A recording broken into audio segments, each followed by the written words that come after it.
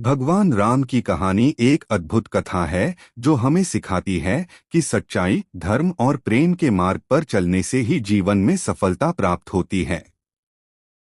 एक समय की बात है, अयोध्या में राजा दशरथ ने अपने पुत्र राम के लिए राजतिलक की तैयारी की।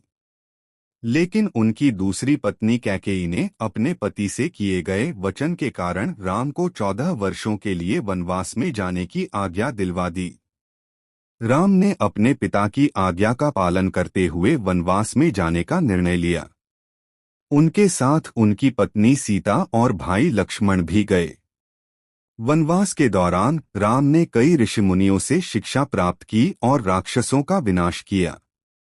एक दिन रावण ने सीता का अपहरण कर लिया।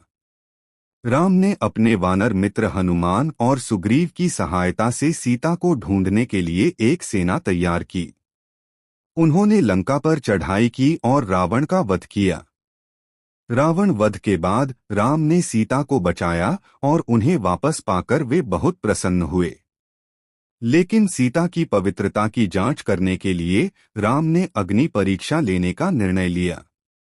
सीता ने अग्नि में प्रवेश किया और उनकी पवित्रता साबित हुई। इसके बाद राम और सीता अयोध्या लौट आए और एक आदर्श राजा के रूप में शासन किया। उनकी कहानी हमें सिखाती है कि सच्चाई, धर्म और प्रेम के मार्ग पर चलने से ही जीवन में सफलता प्राप्त होती है। वनवास के दौरान राम ने कई चुनौतियों का सामना किया, लेकिन उन्होंने कभी हार नहीं मानी। उनकी कहानी हमें सिखाती है कि कठिनाइयों का सामना करने से ही हम मजबूत बनते हैं। रामायण की कहानी में कई महत्वपूर्ण सबक हैं। यह हमें सिखाती है कि सच्चाई और धर्म के मार्ग पर चलने से ही जीवन में सफलता प्राप्त होती है।